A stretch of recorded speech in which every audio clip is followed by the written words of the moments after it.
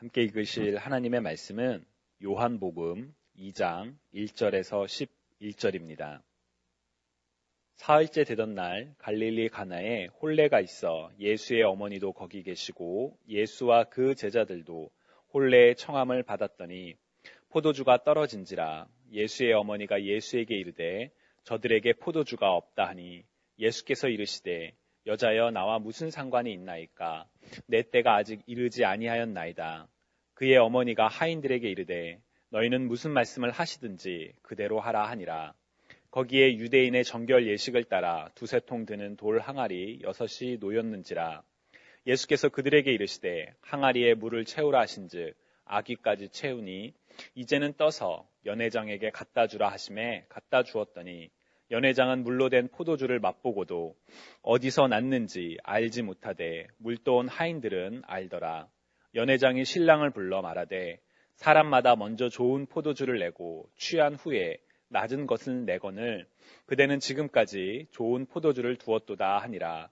예수께서 이 첫 표적을 갈릴리 가나에서 행하여 그의 영광을 나타내심에 제자들이 그를 믿으니라. 아멘.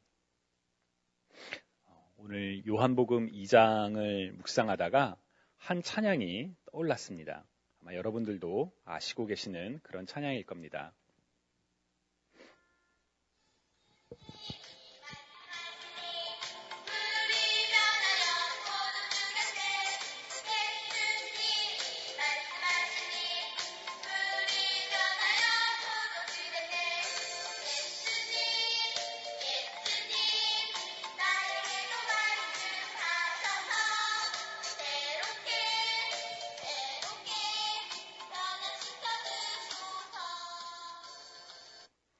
여러분들 한 번쯤은 불러보신 그런 찬양이죠. 네, 제가 어렸을 때 주일학교에서 많이 불렀던 찬양이지만 어느새부턴가 어른이 되면서 더 이상 부르지 않는 그런 찬양인 것 같습니다. 그런데 이번에 이 찬양의 가사를 묵상하면서 가만히 살펴보면서 이 찬양 속에 참 놀라운 신앙의 고백이 담겨 있구나라는 생각이 들었습니다. 예수님이 말씀하시니 물이 변하여 포도주가 됐네. 우리가 지난 설교에서 나누었던 것처럼 말씀은 하나님을 가리키는 한 표현입니다. 사도 요한은 요한복음 1장 1절에서 태초에 말씀이 계시니라. 이 말씀이 하나님과 함께 계셨으니 이 말씀은 곧 하나님이시니라 라고 선언한 바 있습니다.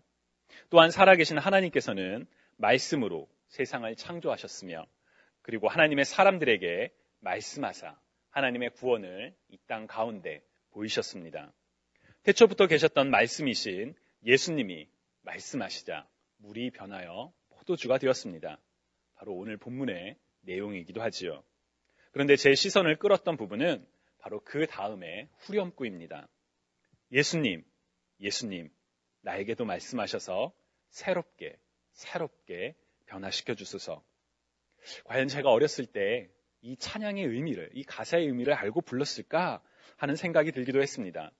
물을 포도주로 바꾸신 예수님의 기적을 기억하며 예수님, 나에게도 말씀하셔서 새롭게 변화시켜 주세요 라는 그 고백, 우리 그리스도인들이 하나님께 매일매일 고백해야 하는 그런 고백이 아닐까 싶습니다.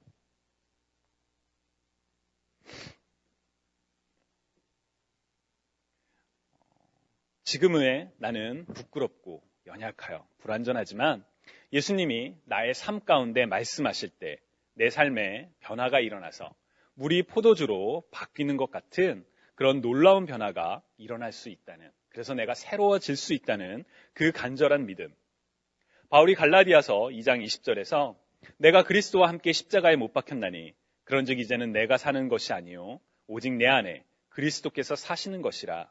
이제 내가 육체 가운데 사는 것은 나를 사랑하사 나를 위하여 자기 자신을 버리신 하나님의 아들을 믿는 믿음 안에서 사는 것이라 라고 말한 그 고백과 같이 이제는 내가 육체의 정욕을 따라 사는 인생이 아니라 내 안에 사신 그리스도, 그 그리스도로 말미암아 살아가는, 그래서 새롭게 변화를 바라는 그 고백이 이 찬양 속에 담겨 있구나 하는 생각이 들었습니다.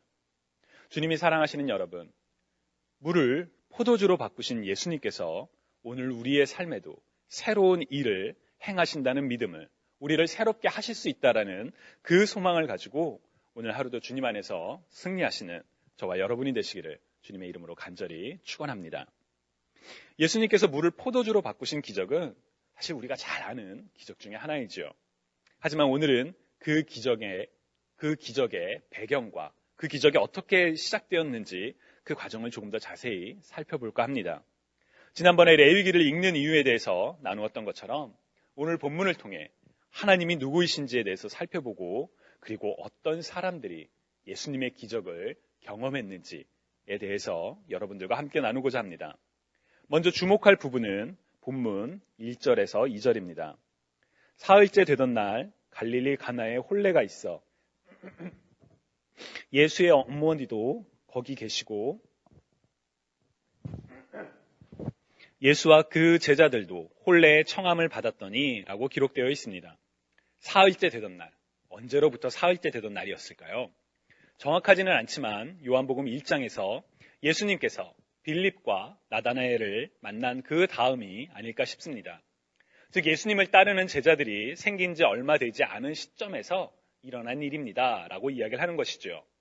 또한 그 내용은 제자들은 아직 예수님이 누구신지 정확히 다 알지는 못했던 바로 그런 상황이라고 생각할 수도 있습니다.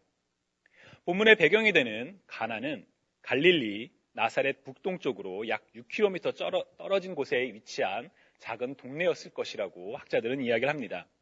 그곳에 결혼식이 있어서 예수님과 그리고 예수님의 어머니 마리아 그리고 이제 예수님을 따르기 시작했던 제자들이 함께 그곳을 방문했습니다. 그런데 거기서 문제가 하나 생겼습니다. 바로 포도주가 떨어진 것이지요. 많은 손님을 초대해서 접대하다 보면 음식이 떨어질 때도 있기 때문에 사람들이 많이 왔구나, 포도주를 많이 마셨구나 라고 생각하고 그냥 대수롭게 여기지 않을 수도 있습니다. 그러나 유대인들의 결혼 전통에서 이 사건은 매우 심각한 그런 사건이었습니다. 유대인들은 결혼 1년 전에 약혼을 합니다. 그리고 1년 동안 기다렸다가 모든 친척들과 아는 사람들을 초대해 결혼 예식을 진행하지요.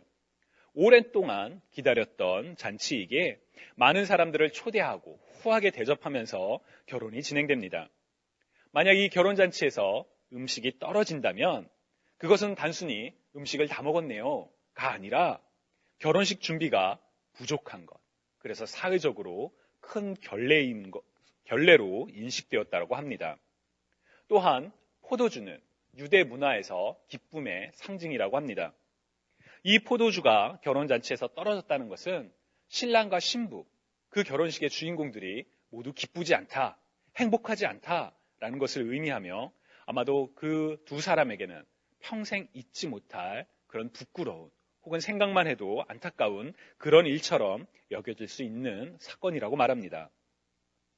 따라서 결혼잔치에서 포도주가 떨어졌다는 것은 결혼식의 호스트들에게 큰 어려움이 닥친 것이라고 우리는 이야기할 수 있습니다. 이 심각하고 긴급한 상황에서 마리아가 예수님께 말합니다. 바로 3절을 보시면 포도주가 떨어진지라 예수의 어머니가 예수에게 이르되 저들에게 포도주가 없다 하니 라고 기록되어 있습니다. 왜 마리아는 예수님에게 포도주가 없다라고 이야기를 했었을까요? 우리는 예수님의 어린 시절에 예수님께서 기적을 행하셨었는지 안 하셨었는지 사실 알 수는 없습니다. 어린 시절부터 하나님의 아들이라는 인식을 가지고 계셨기에 무언가 특별한 일들이 일어났을 수도 있습니다. 그러나 성경은 그에 대해서 기록하고 있지 않고 심지어 오늘 본문 11절을 보면 예수께서 이 첫 표적을 갈릴리 가나에서 행하여 그의 영광을 나타냈다라고 되어 있기 때문에 우리는 예수님께서 이전에는 기적을 행하시지 않으셨을 것이라고 추측해 볼 수가 있습니다. 그런데 그런 예수님께 마리아가 다가와 말합니다. 저들에게 포도주가 없다. 이 말은 다시 말하면 저들의 결혼식에 포도주가 떨어져 큰 어려움에 처했다는 것입니다. 도움이 필요하다는 것이지요. 다른 누구보다 마리아는 예수님의 탄생 때부터 그 특별한 하나님의 축복을, 하나님의 임재를 알고 있었던 인물이었습니다. 그래서 지금까지는 예수님께서 직접 행하신 기적이 없다 하더라도 예수님께 이야기하면, 예수님께 아뢰면 무언가 해결책이 있을 것이라는 믿음과 소망이 있었던 게 아닐까 싶습니다. 그래서 예수님께 현재의 어려움, 저들에게 포도주가 없다라고 이야기를 한 것이지요. 예수님께서는 결혼식 잔치에 포도주가 떨어졌다는 것을 모르고 계셨을까요? 저는 아마 알고 계시지 않았을까라고 생각합니다. 그러나 마리아는 문을 두드린 것이지요. 도움이 필요합니다. 이 문제를 해결해 주세요. 그 간절한 소망과 믿음을 담아 예수님께 나아온 것입니다. 그런데 예수님의 답변이 우리를 놀라게 합니다. 바로 4절입니다. 예수께서 이르시되 여자여 나와 무슨 상관이 있나이까? 내 때가 아직 이르지 아니하였나이다. 저는 솔직히 예수님께서 왜 이렇게 말씀하셨을까 잘 모르겠습니다. 왜 예수님께서 어머니, 엄마 그 표현이 아니라 여자라고 불렀을까요? 학자들은 그리스어에서 여자로 번역된 이 단어는 무례한 단어가 아니라 여성을 향한 일반적인 명사라고 이야기를 합니다.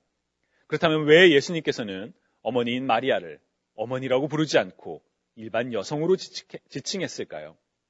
예수님께서 본격적으로 사역을 시작하시면서 세상의 가족으로부터 독립한 것을 보여주는 것이다 라고 말하는 사람들도 있습니다. 그러나 저는 솔직히 그 의미를 잘 모르겠습니다. 뿐만 아니라 나와 무슨 상관이 있나이까? 이 표현도 정확하게 다가오지는 않습니다. 나랑 상관이 없다. 결혼식에 초청을 받은 하객이어서 그렇게 말씀하셨던 것일까요? 아니요. 예수님의 답변에서 가장 주목해야 할 부분은 바로 그 다음 문장입니다. 내 때가 아직 이르지 아니하였나이다. 예수님께서 일하실 그 때가 아직은 아니라는 것입니다. 즉 아직은 아닙니다 라는 답변이죠. 어머니를 여자라고 부른 이유, 나와 무슨 상관이 있나이까 라고 말씀하신 이유, 그보다 더 중요한 것은 예수님의 때가 이르지 않아서 지금은 다른 일을 할 수가 없습니다. 포도주가 떨어진 어려운 상황이 발생했지만 아직은 때가 아니기에 기적을 행할 수 없습니다 라는 의미로 우리는 해석할 수가 있습니다. 그런데 우리를 놀라게 하는 것은, 아니 중요한 것은 그 대답을 들은 마리아의 행동입니다. 그렇구나. 그래, 네 때가 아직 아니구나. 그럼 할 수 없지가 아니었습니다. 5절을 보시면 하인들에게 이르러 너희에게 무슨 말씀을 하시든지 그대로 하라고 이야기합니다. 예수님께서 어떻게 하실지 모르지만 무조건 그의 말을 따르라, 순종해라 라고 이야기를 했습니다. 마리아는 여전히 소망을 놓치지 않은 것이지요. 아직 예수님의 때가 이르지 않았다라는 그 이야기를 들었지만 포기하지 않고 예수님께 소망을 둔 것입니다. 예수님이라면 무언가를 하실 수 있을 것이다. 예수님이라면 이 곤경에 처한 사람들을 도울 수 있을 것이다 라는 그 소망을 갖고 기다린 것이지요. 그리고 무슨 말씀을 하시든지 그대로 행하겠습니다 라는 순종의 모습을 보이고 있습니다. 그 후에 예수님께서 하인들에게 말씀하셨습니다. 정결 예식을 위해 준비한 돌 항아리에 물을 채우라고 이야기했습니다. 보통의 경우라면 왜요? 왜 이 물 항아리에 물을 채워야 되죠? 이게 무슨 의미가 있습니까? 지금 포도주가 떨어졌는데 라고 반문할 법도 합니다. 그러나 하인들은 묻지 않고 그대로 순종했습니다. 우리는 하인들이기에, 종이기에 그냥 묻지 않고 순종한 것이지요 라고 이야기할 수도 있습니다. 그러나 여러분, 우리는 우리 자신을 예수 그리스도의 종이라고 이야기하면서 이 하인들과 달리 이유를 묻고 순종을 거부할 때가 있지는 않았었는지 한번 우리 자신을 돌아보면 좋겠습니다. 왜요? 내가 왜 그렇게 해야 하죠? 나는 도저히 그렇게 할 수가 없습니다. 내가 납득하도록, 좀 내가 이해하도록 이유를 말씀해 주세요 라고 요구할 때가 종종 있지요. 그러나 오늘 본문 속 하인들은 그 이유를 묻지 않고 순종했습니다. 어쩌면 이 하인들은 그냥 시키니까, 그리고 항아리에 물을 채워넣는 것은 뭐 할 수 있는 일이니까 라는 마음으로 행한 것일지도 모르겠습니다. 그러나 예수님께서는 이제 더 순종하기 힘든 말씀을 하나 하십니다. 8절에 기록된 것처럼 이제는 떠서 연회장에 갖다 주라. 당연히 왜요? 아니 어떻게 해요? 라는 질문이 나올 수 있는 상황입니다. 내가 물을 항아리에 담는 것까지는 뭐 아무런 영향을 주는 게 아니니까 했습니다. 그렇지만 연회장에 이 물을 갖다 주라고요?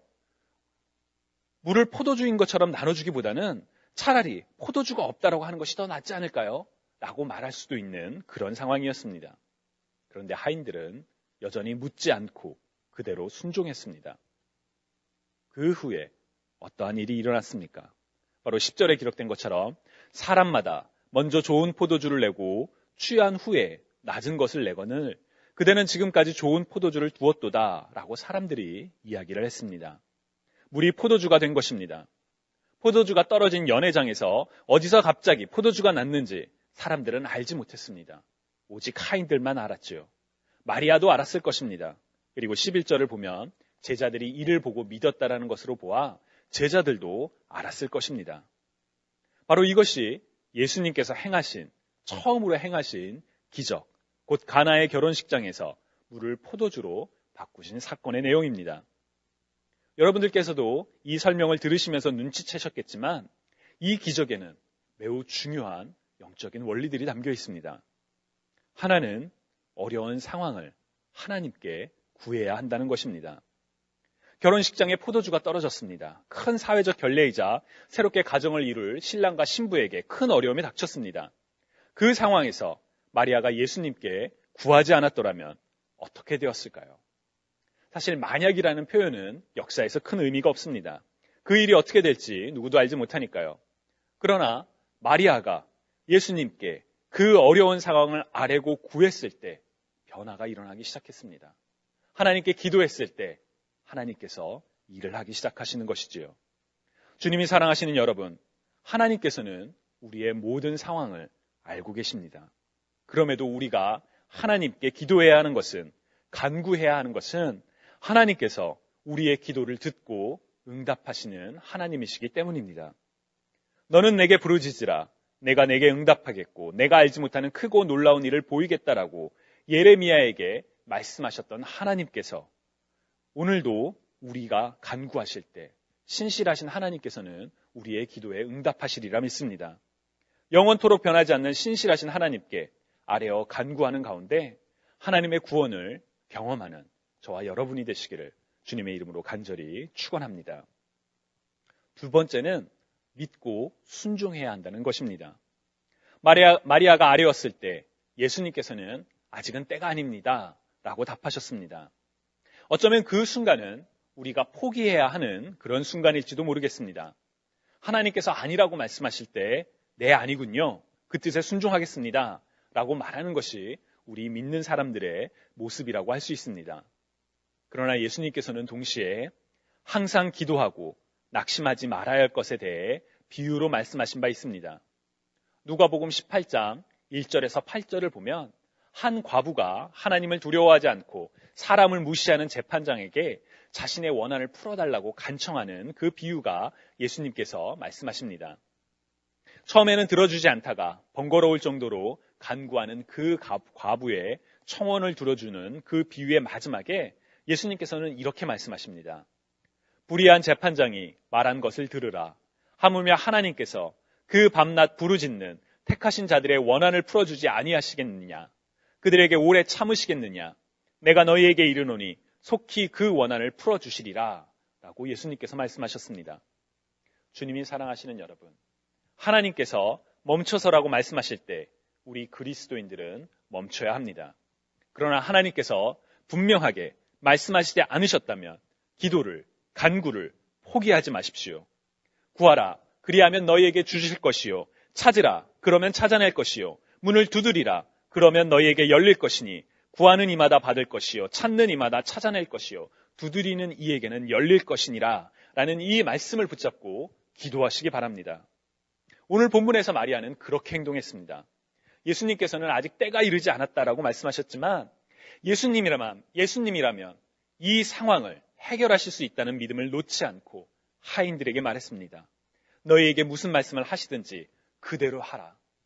예수님의 능력을 의심하지 않고 그대로 따라야 한다는 믿음으로 하인들에게 이야기했습니다. 그리고 바로 그 때에 기적이 일어났습니다. 마지막으로 하인들의 행동을 기억하시기 바랍니다.